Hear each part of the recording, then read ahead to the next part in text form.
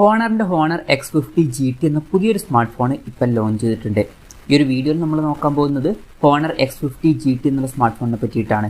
Video തുടങ്ങുന്നതിന് മുമ്പ് പറയാനുള്ള ഒരു കാര്യം എന്താ വെച്ചാൽ, നിങ്ങൾ ടെക് വാർത്തകൾ ഫോളോ ചെയ്യാൻ താല്പര്യമുള്ളവരാണെന്നുണ്ടെങ്കിൽ നമ്മുടെ വാട്സപ്പ് ചാനലിലോ അല്ലാന്നുണ്ടെങ്കിൽ ടെലഗ്രാം ചാനലിലോ ജോയിൻ ചെയ്യാവുന്നതാണ്.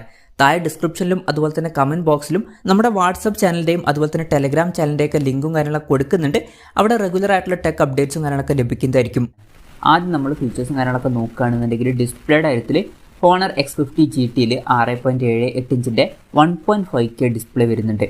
ഫുൾ HD റെസൊല്യൂഷനേക്കാളും ബെറ്റർ ആയിട്ടുള്ള റെസൊല്യൂഷനും കാര്യങ്ങളൊക്കെ ഇതിൽ വരുന്നുണ്ട്. OLED പാനലാണ് ഇതിൽ ഉപയോഗിച്ചിരിക്കുന്നത്. പിന്നെ പഞ്ചോൾ ഡിസൈൻ വരുന്നുണ്ട്. പഞ്ചോൾ വരുന്നത് ടോപ്പ് സെൻറ്റർ ഭാഗത്തായിട്ടാണ്. കർവ്ഡ് ഡിസ്പ്ലേയും കാര്യങ്ങളൊക്കെ ഇതിൽ കൊടുത്തിട്ടുണ്ട്. പിന്നെ 120 ഹെർട്സിൻ്റെ റിഫ്രഷ് റേറ്റും ഇതിൽ സപ്പോർട്ട് ചെയ്യുന്നുണ്ട്. അപ്പം ഈ ഒരു ഫോണിൽ അത്യാവശ്യം നല്ല ഡിസ്പ്ലേ ഫീച്ചേഴ്സും കാര്യങ്ങളൊക്കെ വരുന്നുണ്ട് എന്ന് പറയാവുന്നതാണ്. In display finger print sensor ഈ ഫോണിൽ വരുന്നുണ്ട്. IP53 റേറ്റിംഗ് ഇതിൽ സപ്പോർട്ട് ചെയ്യുന്നുണ്ട്. പ്രോസസ്സറിൻ്റെ കാര്യത്തിലോട്ട് വരികയാണെന്നുണ്ടെങ്കിൽ സ്നാപ്ഡ്രാഗൺ 8+ Gen 1 എന്ന പ്രോസസ്സറാണ് ഈ ഫോണിൽ വരുന്നത്. ഇത് ഏറ്റവും ലേറ്റസ്റ്റ് ആയിട്ടുള്ള ഫ്ലാഗ്ഷിപ്പ് പ്രോസസ്സറൊന്നുമല്ല. ഇത് 2 ജനറേഷൻ മുമ്പുള്ള ഫ്ലാഗ്ഷിപ്പ് പ്രോസസ്സറാണ്. എന്നാലും ശ്രദ്ധിക്കേണ്ട ഒരു കാര്യം, ഈ ഒരു സ്മാർട്ട് ഫോൺ ഏകദേശം 24,500 രൂപ പ്രൈസ് റേഞ്ചിലാണ് വരുന്നത്. ആ ഒരു പ്രൈസ് റേഞ്ചിൽ ഇത് വളരെ മികച്ചൊരു പ്രോസസ്സറാണ് എന്ന് തന്നെ പറയാവുന്നതാണ്. അപ്പം ഈ ഒരു ഫോണിൽ അത്യാവശ്യം നല്ലൊരു പ്രോസസ്സറും കാര്യങ്ങളൊക്കെ ഈ ഒരു പ്രൈസ് റേഞ്ചിൽ കൊടുത്തിട്ടുണ്ട് എന്ന് പറയാവുന്നതാണ്. 5G സപ്പോർട്ടും കാര്യങ്ങളൊക്കെ ഇതിൽ വരുന്നുണ്ട്.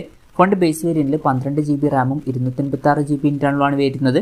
16 GB റാമും 256 GB ഇൻറ്റേർണലുമായിട്ട് വരുന്ന വെർഷനും 16 GB റാമും 512 GB ഇൻറ്റേർണലുമായിട്ട് വരുന്ന വെർഷനും അതുപോലെ തന്നെ 16 GB റാമും 1 TB ഇൻറ്റേർണലുമായിട്ട് വരുന്ന ഒരു വെർഷനും വരുന്നുണ്ട്. പിന്നെ ഫോൺ വെട്ടം നീറ്റായിരിക്കാൻ വേണ്ടിയിട്ട് വേപ്പർ ചേമ്പർ കൂളിംഗ് ഇതിൽ കൊടുത്തിട്ടുണ്ട്. ഏരിയ വരുന്നത് 5100 mm² ആണ്. NFC എന്നുള്ള ഫീച്ചർ ഇതിൽ സപ്പോർട്ട് ചെയ്യുന്നുണ്ട്. സ്റ്റീരിയോ സ്പീക്കേഴ്സും കാര്യങ്ങളൊക്കെ കൊടുത്തിട്ടുണ്ട്. പിന്നെ 3.5 mm ഓഡിയോ ജാക്ക് ഈ ഫോണിൽ വരുന്നില്ല.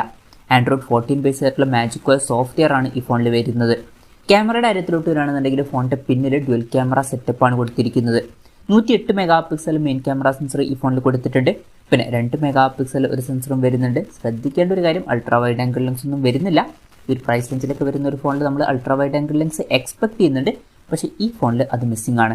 പിന്നെ ഫ്രണ്ടിൽ 8 MP സെൽഫി ക്യാമറയാണ് കൊടുത്തിരിക്കുന്നത്. ഇനി ബാറ്ററിയുടെ കാര്യത്തിലോട്ട് വരികയാണെന്നുണ്ടെങ്കിൽ 5800 mAh ബാറ്ററി ഈ ഫോണിൽ കൊടുത്തിട്ടുണ്ട്. 35 വാട്ടിൻ്റെ ഫാസ്റ്റ് ചാർജ് സപ്പോർട്ട് ചെയ്യുന്നുണ്ട്. അതുപോലെ തന്നെ Type C ചാർജിംഗ് പോർട്ടും കൊടുത്തിട്ടുണ്ട്.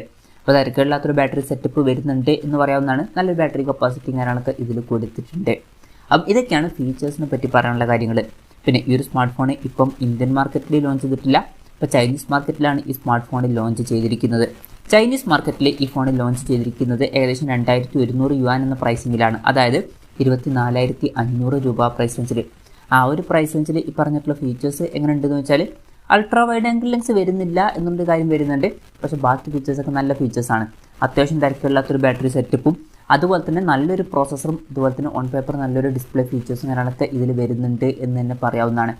മൊത്തത്തിൽ ഈ ഒരു പ്രൈസ് റേഞ്ചിൽ നല്ല ഫീച്ചേഴ്സ് ഈ ഒരു ഫോണിൽ വരുന്നുണ്ട് എന്ന് തന്നെ പറയാവുന്നതാണ്.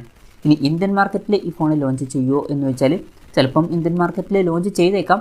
ഇപ്പം ഹോണർ അവരുടെ ഡിവൈസുകൾ ഇന്ത്യൻ മാർക്കറ്റിൽ ലോഞ്ച് ചെയ്യാൻ സ്റ്റാർട്ട് ചെയ്തിട്ടുണ്ട്. അപ്പോൾ ചിലപ്പം ലോഞ്ച് ചെയ്തേക്കാം. പക്ഷേ ലോഞ്ച് ഡേറ്റിനെ പറ്റിയിട്ടുള്ള ന്യൂസുകളൊന്നും ഇപ്പം പുറത്ത് വന്നിട്ടില്ല. അതിനെ പറ്റിയിട്ടുള്ള കൂടുതൽ കാര്യങ്ങളൊക്കെ അറിയുമ്പോൾ അതിനെ പറ്റിയിട്ടുള്ള വീഡിയോസൊക്കെ നമ്മൾ ചെയ്യുന്നതായിരിക്കും. അപ്പം അതുപോലുള്ള വീഡിയോസ് കാണാൻ താല്പര്യമുണ്ടെന്നുണ്ടെങ്കിൽ ഈ ചാനൽ സബ്സ്ക്രൈബ് ചെയ്യാവുന്നതാണ്.